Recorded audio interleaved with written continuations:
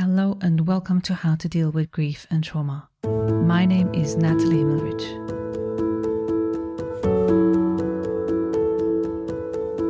How to Deal with Grief and Trauma is completely self-funded, produced and edited by me, Nathalie Himmelrich. Consider making a small donation to support the podcast.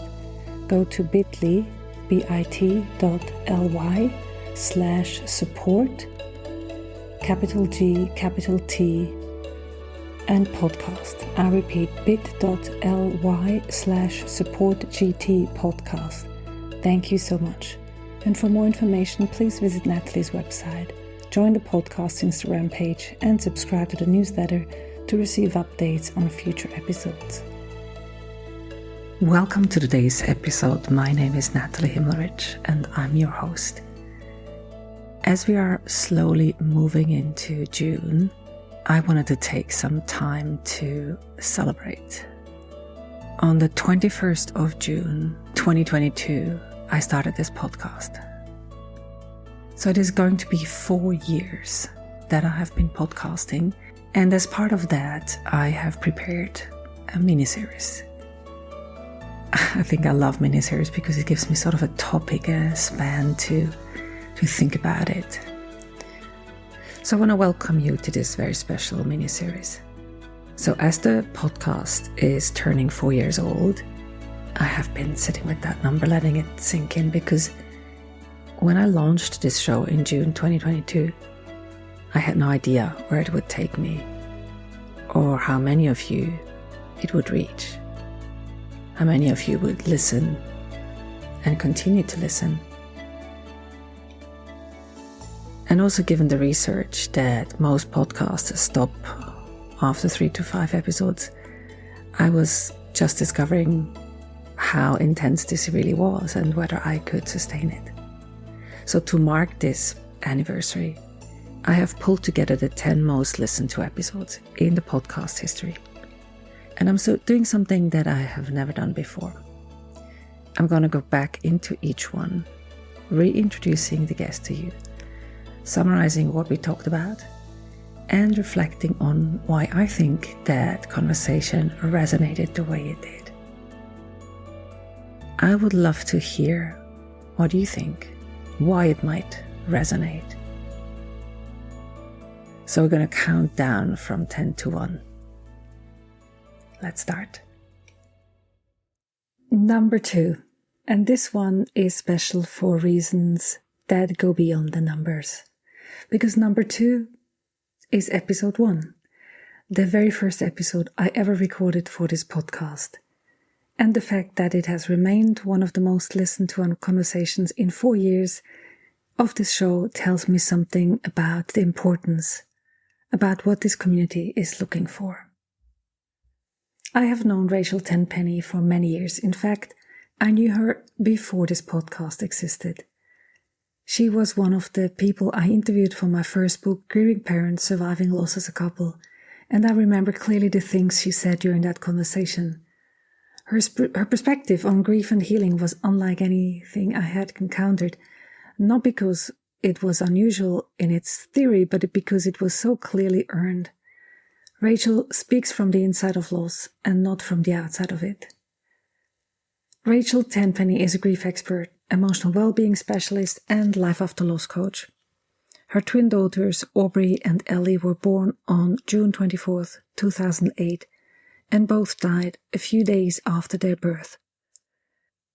Rachel made a promise to her daughters that she would learn how to heal after loss, and that she would share what she had learned with everyone who wanted to heal too.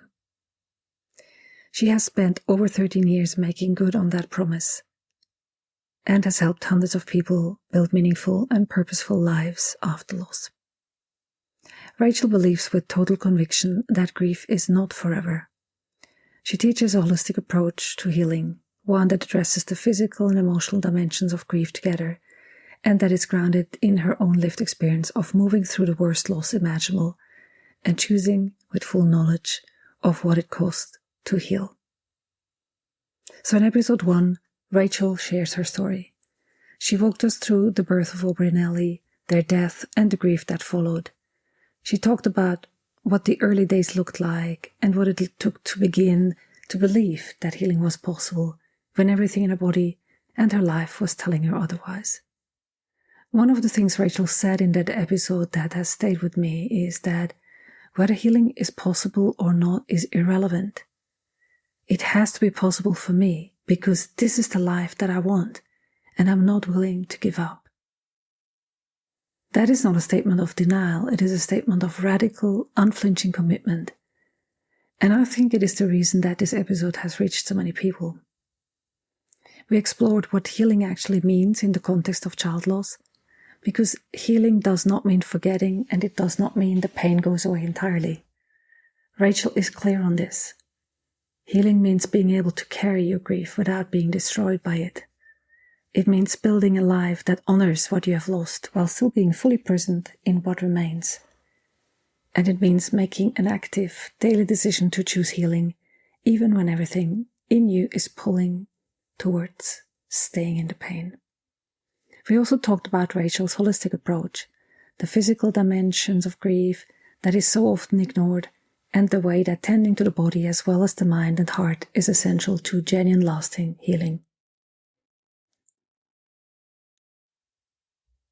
I have spoken to Rachel multiple times for the podcast, so as you can see, she has come back to the podcast multiple times. I think it was 3 times.